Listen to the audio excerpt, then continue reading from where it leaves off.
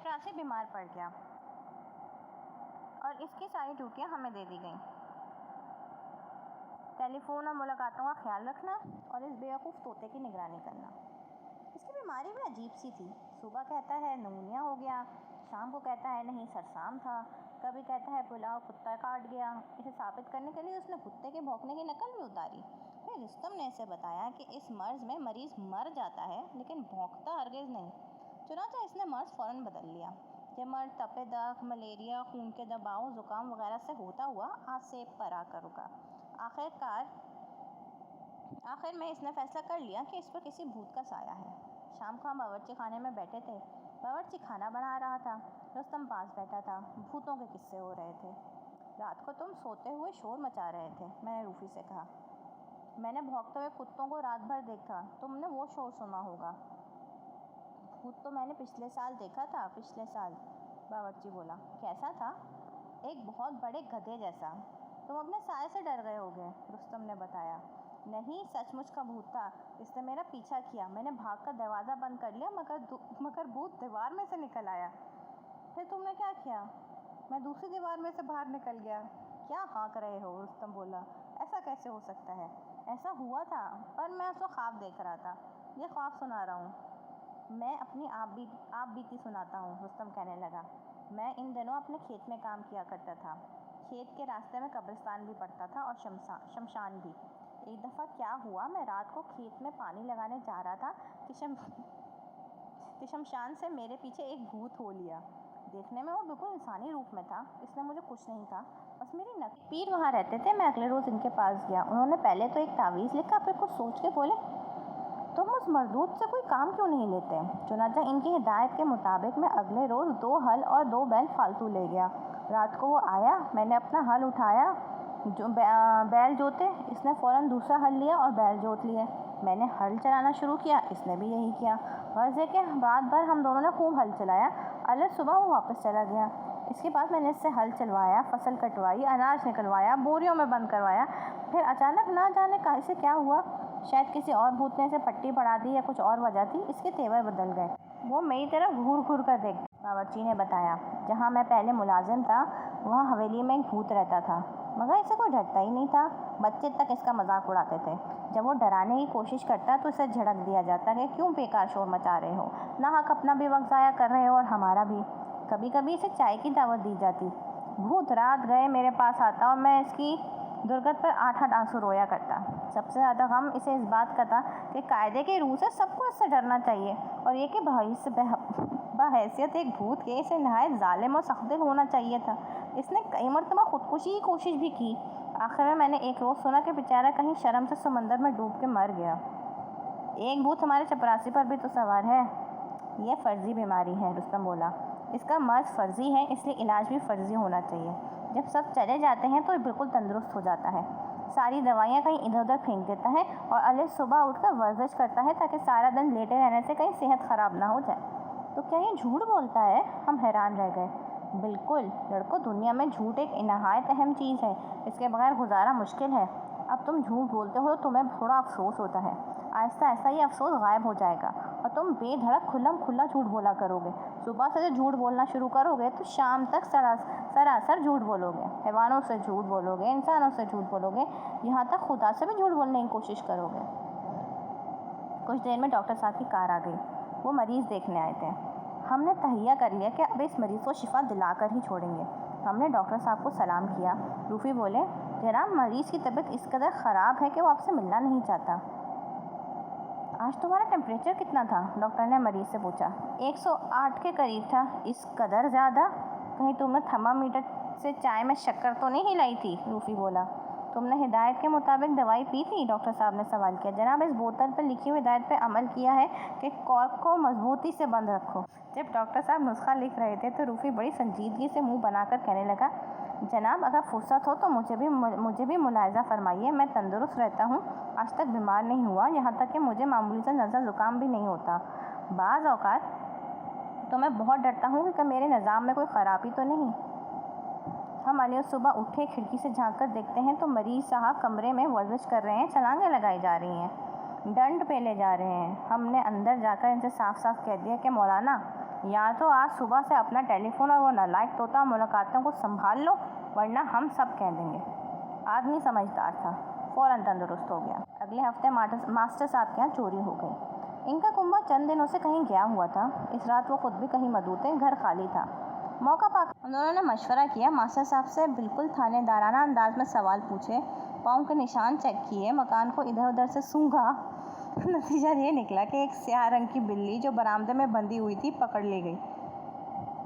یہ بلی واقعے پہ موجود تھی، اس نے چور کو دیکھا تھا۔ بلیاں سمجھدار ہوتی ہیں، ان کی آنکھیں رات میں چمکتی بھی ہیں، وہ اندھیرے میں بخوبی دیکھ سکتی ہوں گی۔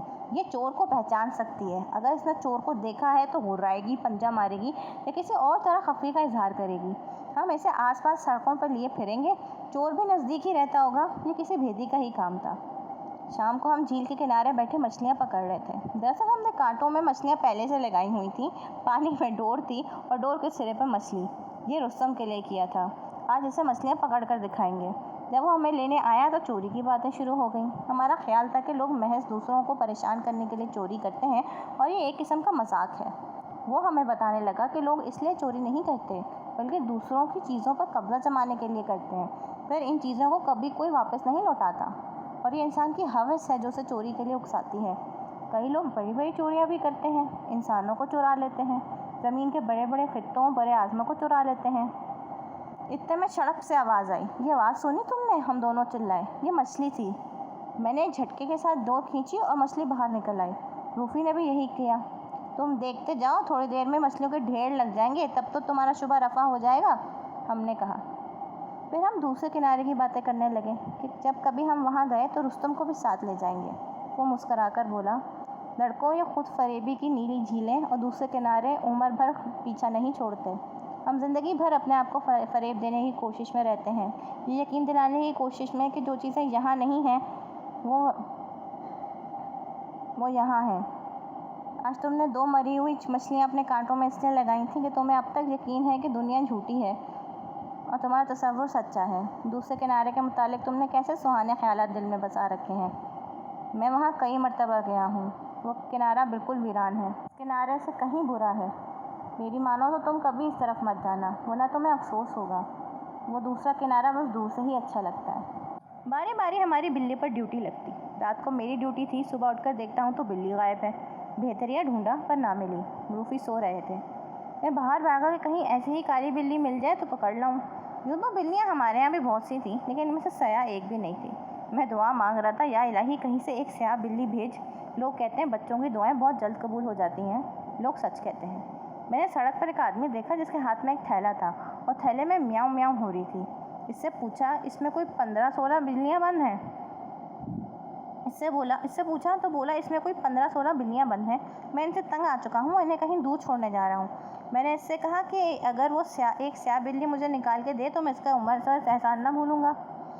اس نے اپنے تھیلے میں ہاتھ ڈالا، پہلی بلی سفید تھی، اسے واپس بند کر دیا۔ دوسری چتکبری نکلی، تیسری بھوری، چوتھی بادامی۔ ادھر میرا برا حال تھا، کسی کالی بلی کی دیدار کے لیے آنکھیں بےتاب ہو رہی تھیں۔ خدا خدا کر کے سیاہ بلی نکلی اور میں لے کر بھاگا۔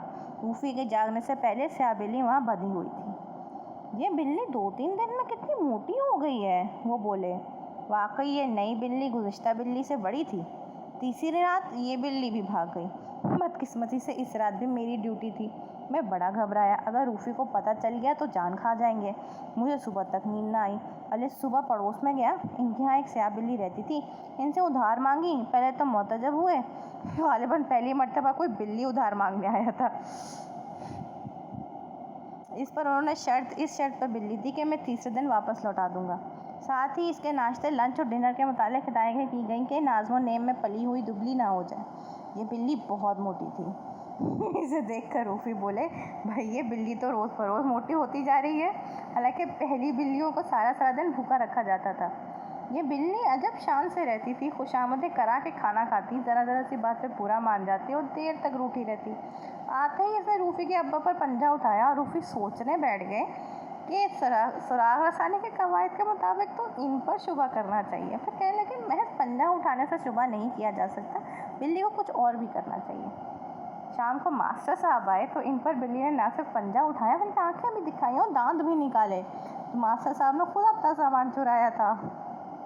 ان کے پوچھنے پر ہم نے تفصیل بتائی تو بولے تم ناحق اپنا وقت ضائع کر رہے ہو، جو ہونا تھا ہو چکا، بھلا بلیوں سے بھی کبھی سراغ نکلے، اور اگر سراغ نکل گیا تو شرط رہی جو تم کہو گے کروں گا۔ تیسرے روز مجھے وہ بلی واپس کرنی پڑی۔ نئی بلی کی تلاش میں مارا پھرا، بڑی مصیبتوں سے ایک لڑکے سے 1 روپے میں ایک چھلانگ اور چپراسی کے اوپر سوار ہو گئی۔ یہ وہی چپراسی تھا جس نے کچھ عرصے پہلے اپنی عجیب و غریب مرض سے شفا پائی تھی۔ بلی اسے نوچے ڈالتی تھی، پنجے مارتی تھی، ہرا رہی تھی۔ ہم نے بڑے مشکل سے چھڑایا۔ بلی کی اس حرکت سے سب کو چپراسی پر شبہ ہو گیا۔ جب اسے ڈرایا دھمکایا گیا تو وہ مان گیا کہ اس نے چوری کی تھی۔ اگلے روز تک ماسٹر صاحب کی سب چیزیں واپس مل گئیں۔ ہماری بڑی تعریفیں ہوئیں، بلی کی بھی تعریفیں ہوئیں، ہماری سراغ رسانی کو سراہا گیا، ہماری بلی کے ساتھ تصویریں اتاری گئیں، اور حقیقت کا علم صرف مجھے تھا، بلی کے متعلق بھی اور چور کے متعلق بھی۔ چور تو محض اپنی بدقسمتی سے پکڑا گیا۔ ہوا یوں کہ بلی 2 دن سے بھوکی تھی۔ ادھر وہ سیدھا باورچی خانے سے نکلا تھا۔ جب وہ بلی کے سامنے سے گزرا تو اس میں سے پلاؤ اور بھنے ہوئے گوشت کی خوشبو بری طرح آ رہی تھی۔ بلی نے جو کچھ کیا وہ سراغ رسانی کے سلسلے میں نہیں بلکہ بھوک سے تنگ آ کر۔ میں اور روفی باغ میں بیٹھے تھے، سامنے پھلوں کا ڈھیر لگا ہوا تھا۔ ہمارے ذمے یہ کام لگایا گیا تھا کہ ہم چھانٹ کر کچے پھل الگ کریں اور پکے پھل الگ۔ روفی بڑے غور اور خوف سے چھانٹ رہے تھے، ایک ایک پھل پر بڑی دیر لگاتے تھے۔ میں نے پوچھا تو بولے یہ انتخاب ہے جو مجھے مارے ڈالتا ہے۔ نہیں جانتے ہم آج کل کس قسم کی کہانیاں پڑھ رہے ہیں۔ میرے خیال میں پھل چک کر چھانٹے جائیں، میں نے مشورہ دیا۔ ہم نے پکے پھل کھانے شروع کر دیے۔ ماسٹر صاحب تشریف لے آئے، وہ ہمارا شکریہ ادا کرنے آئے تھے۔ لڑکوں، میں شرط ہار گیا، بتاؤ میں کیا کروں؟ آپ 50 مرتبہ خوش خط لکھیں کہ میں ہار گیا، روفی بولے، اور ماسٹر صاحب نے سچ مچ لکھ دیا۔ مجھے وہ دن بھی یاد ہے جب روفی اور میں جھیل کے کنارے لمبی گھاس میں بیٹھے تھے۔ رات کو بارش ہوئی تھی، صبح بالکل صاف طلوع ہوئی، خنک ہوائیں چل رہی تھیں، بادل تیر رہے تھے، جھیل کے نیلے پانی پر ہلکی ہلکی دھند چھائی ہوئی تھی۔ ہر چیز میں نکھار تھا، تازگی تھی، یوں معلوم ہو رہا تھا جیسے دنیا ابھی ابھی تخلیق ہوئی ہے۔ ہم کہانیاں پڑھتے رہے، باتیں کرتے رہے، کھیلتے رہے، پرندوں اور ناشی تتلیوں کو دیکھتے رہے۔ ہماری ڈوریں پانی میں تھیں، دن بھر ہمیں مچھلیوں کا انتظار رہا۔ ہم انہیں بھوننے کا سارا سامان لائے تھے۔ دن ڈھلے ہمیں رستم لینے آیا۔ ایسے خوشنما نظارے کو دیکھ کر وہ بھی ہمارے پاس بیٹھ گیا اور عجیب عجیب سی باتیں کرنے لگا۔ جب رستم ایسی باتیں کرتا تو وہ ہمیں بالکل اچھا نہ لگتا۔ وہ بڑی سنجیدہ قسم کی باتیں کر رہا تھا۔ کیا ہو جو زندگی اسی خود فراموشی اور خود فریبی میں گزر جایا کرے، اس طرح مسکراتی ہوئی گزر جایا کرے، لیکن یوں نہیں ہوتا۔ کوئی کتنی ہی کوشش کرے ایسا ہرگز نہیں ہوتا۔ ان خوابوں سے چونکنا پڑتا ہے۔ وہ ہمیں بتانے لگا، لڑکوں، جب تم بڑے ہوگے تمہیں افسوس ہوگا۔ جو تمہارا تجربہ بڑھتا جائے گا، تمہارے خیالات میں پختگی آتی جائے گی، یہ افسوس بھی بڑھتا جائے گا، یہ خواب پھیکے پڑتے جائیں گے، تب اپنے آپ کو فریب نہ دے سکو گے۔ بڑے ہو کر تمہیں معلوم ہوگا زندگی بڑی مشکل ہے، جینے کے لیے مرتبے کی ضرورت ہے، آسائش کی ضرورت ہے، اور اس کے لیے روپے کی ضرورت ہے، اور روپیہ حاصل کرنے کے لیے مقابلہ ہوتا ہے، مقابلے میں جھوٹ بولنا پڑتا ہے، دھوکہ دینا پڑتا ہے، غداری کرنی پڑتی ہے۔ یہاں کوئی کسی کی پرواہ نہیں کرتا۔ دنیا میں دوستی، محبت، انس سب رشتے کا مطلب پر قائم ہے۔ محبت آمیز باتوں، مسکراہٹوں، مہربانیوں، شفقتوں، اس سب کی تہ میں کوئی غرض پوشیدہ ہے۔ یہاں تک خدا کو بھی لوگ ضرورت پڑنے پر یاد کرتے ہیں، اور جب خدا دعا قبول نہیں کرتا تو لوگ تہریہ بن جاتے ہیں، اس کے وجود سے منکر ہو جاتے ہیں۔ اور دنیا کو تم کبھی خوش نہیں رکھ سکتے۔ اگر تم سودالا ہوئے تو لوگ تم پر ہنسیں گے، تمہارا مذاق اڑائیں گے۔ اگر عقل مند ہوئے تو حسد کریں گے۔ اگر الگ تھلگ رہیں تو تمہیں چڑچڑا اور مکار گردانا جائے گا۔ اگر ہر ایک سے گھل مل کر رہیں تو تمہیں خوشامدی سمجھا جائے گا۔ اگر سوچ سمجھ کر دولت خرچ کی تو تمہیں پست خیال اور کنجوس کہیں گے، اور اگر فراخ دل ہوئے تو بیوقوف اور فضول خرچ۔ عمر بھر تمہیں کوئی نہیں سمجھے گا، نہ سمجھنے کی کوشش کرے گا۔ تم ہمیشہ تنہا رہو گے، حتیٰ کہ ایک دن آئے گا چپکے سے اس دنیا سے رخصت ہو جاؤ گے۔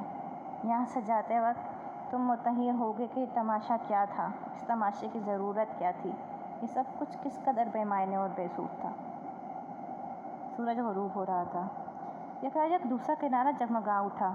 وہاں بادل کے ٹکڑوں اور دھند نے ایسا رنگین اور خوشنما محل بنا دیا کہ ہماری آنکھیں کھلی کی کھلی رہ گئیں۔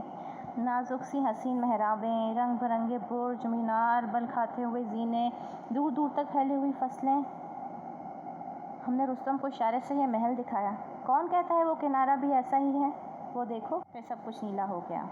आसमान, झील, बादल, फिजा, दूसरा किनारा, कायनात नीली हो गई और बादलों का बना हुआ हसीन से महल संगमरमर का बन गया और इस पर हल्की हल्की चांदनी छा गई। इन बातों को काफ़ी साल गुजर चुके हैं और अब मुझे दूर अंदेश, जहाँ दीदा और अक्लमंद होना चाहिए, लेकिन बदकिस्मती से ये तवील अरसा भी मुझ में ज़रा तब्दीली न ला सका।